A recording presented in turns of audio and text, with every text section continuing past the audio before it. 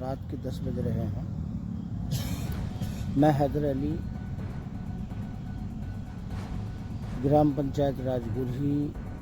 ग्राम लहसोना से, और जागो बिहार अपने लिए, अपनों के लिए का सहयोगी साथी और गुरही पंचायत के अगले सरपंच प्रत्याशी बोल रहा हूँ। आज हम लोग मुजफ्फरपुर ज़िले के बेदीबाद एरिया में हैं, जो मुजफ्फरपुर ज़िला में है, और रात्रि विश्राम हम लोगों का बेदीबाद में था, जो ज़िला मुजफ्फरपुर में है। सभी साथीगण हमारे आराम कर रहे हैं, कुछ साथी मोबाइल देख रहे हैं, कुछ सोए हुए हैं और कुछ लोग बाहर आग सेक रहे हैं। माशाल्लाह यहाँ ठंड भी है आज। खैर, मुद्दे पर आते हैं कि हम लोग बड़ी मेहनत, बड़ी मुशक्क़त के साथ जद्दोजहद करके तमाम बिहार वासियों के लिए कुछ मांगों को लेकर के पटना की ओर धीरे धीरे बढ़ रहे हैं। मेरा बिहार वासियों से इतना कहना है कि हम लोग जो कुर्बानी अपने प्रदेश के लिए पैदल यात्रा निकाल करके, पैदल चलते हुए पूर्णिया ज़िला के गुरही पंचायत के पंचायत भवन से 11 तारीख 11वां महीना 11 बजे दिन में 2024 को निकले, धीरे धीरे जलालगढ़,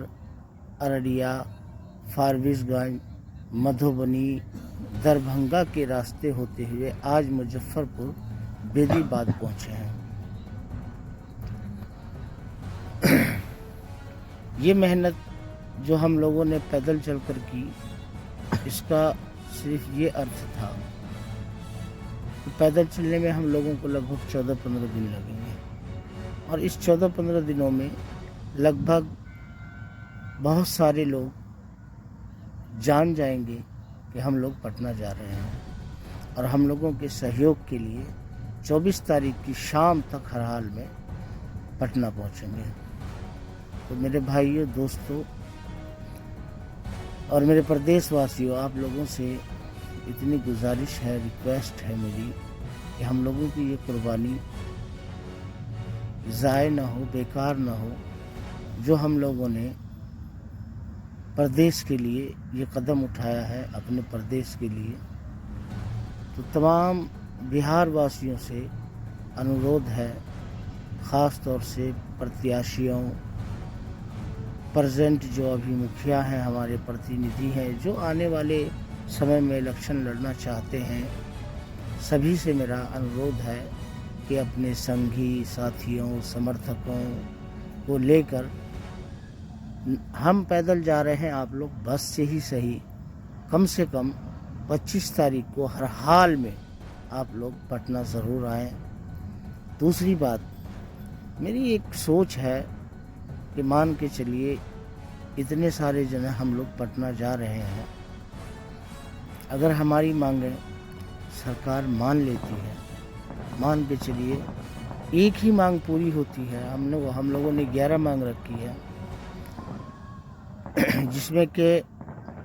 वृद्धा पेंशन, विधवा पेंशन 3000 होनी चाहिए, विकलांग पेंशन 5000 रुपये होनी चाहिए, पेंशन लागू होने की उम्र जो है वो 60 वर्ष से घटाकर 50 वर्ष होनी चाहिए, स्मार्ट मीटर बंद हो, और प्रदेशों की तरह 300 यूनिट बिजली सरकार फ्री दे, जैसे और प्रदेशों की सरकार दे रही है। जैसे बहुत सारे मजदूर ऐसे हैं बेचारे जो प्रदेश चले जाते हैं कमाने के लिए, और प्रदेश में जाकर के कमाते हैं या अपने देश में, और काज करते के क्रम में, काम करने के क्रम में छत पे से गिर के, सरिये पे गिर के, या सरिया उनके ऊपर गिर के, दीवार गिर के, अगर उनकी किसी हादसे के तहत मृत्यु हो जाती है, वो मर जाते हैं, तो उसके लिए सरकार ने कोई फंड नहीं दिया। उसमें एक मांग हम लोगों की ये भी है कि ऐसे व्यक्ति को जो काज करते के क्रम में किसी हादसे का शिकार हो जाए, ऐसे गरीब व्यक्तियों को, जो कमाने वाला एक ही था, वो बेचारा दुनिया से चला गया,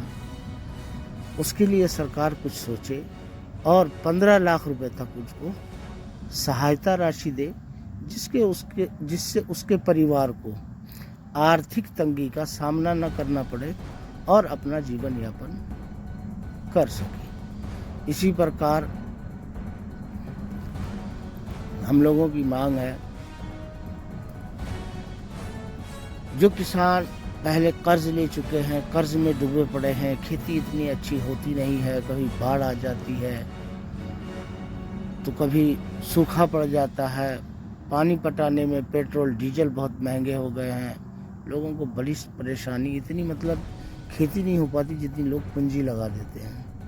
तो टूटे हुए हैं किसान भी।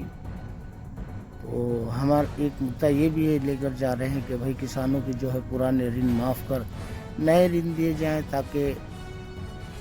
किसान जो है अच्छी से अच्छी खेती करे और ज़्यादा से ज़्यादा अनाज उत्पादन करके अपने आप को आत्मनिर्भर बन सके। इसी प्रकार हम लोगों की 11 मांगे हैं जो सरकार के समक्ष ले गए। इसमें जितनी भी मांगे हैं मेरे हिसाब से जायज़ हैं, आप लोगों को कैसा लगता है? तो हाँ, आते हैं इस बात पर कि इतनी सारी मांगों में अगर सरकार एक भी मांग हमारी मान लेती है, फॉर एग्ज़ाम्पल मेरी सोच है, अगर किसी तरह अगर सरकार ने हमारी एक मांग पूरी कर दी, मान के चलिए वृद्धा पेंशन की,